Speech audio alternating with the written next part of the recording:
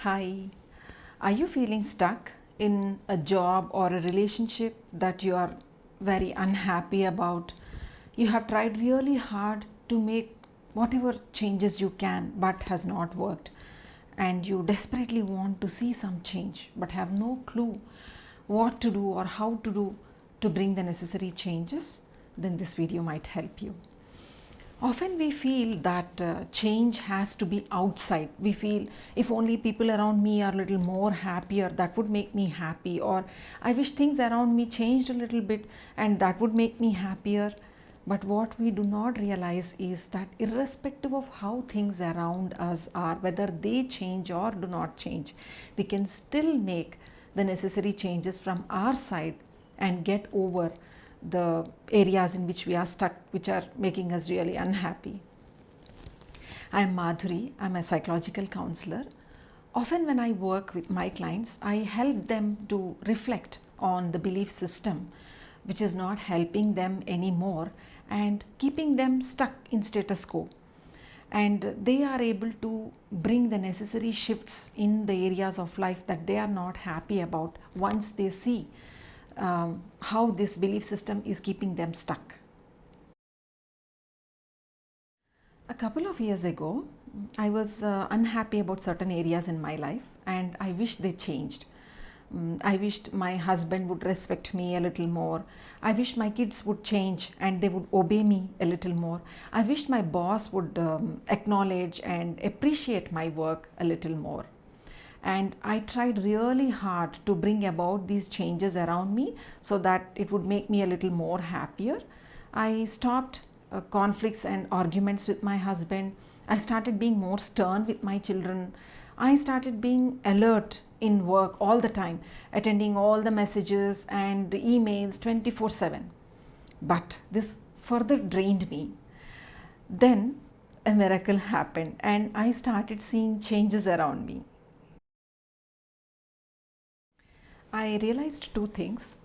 Firstly, that my opinions or perceptions of people around me were based on my past experiences and my belief system, and they were not the ultimate facts about the people. For example, when my husband was trying to discuss his opinions with me, I perceived that as disrespect. My kids were trying to be playful and joyful, but I perceived that as disobedience. Similarly, when I got some feedback from my boss, which was not in accordance with what I expected, and I perceived that to be negative, I was not so open-minded to take any negative feedback, and I would perceive that as not having enough acknowledgement from my boss. Secondly, I realized that I was not expending my energy in the right direction to bring about the changes. I came across Jack Canfield's success principles, which says E+R is equal to O. E are the events on which we do not have control. R is how I want to respond to these events to bring about a desired or undesired outcome. So all the while I was trying to change the events around me. For example, if my boss gives me feedback which I perceive as negative, and my response is like, oh God, I did this wrong again. I always end up doing it wrong, and the outcome would be that I will end up feeling miserable. Suppose my response is that, oh, this is how my boss is, what else can I expect from him? Then the outcome would be I would end up feeling resentful towards him. In either of these cases, I won't be making changes in the right direction.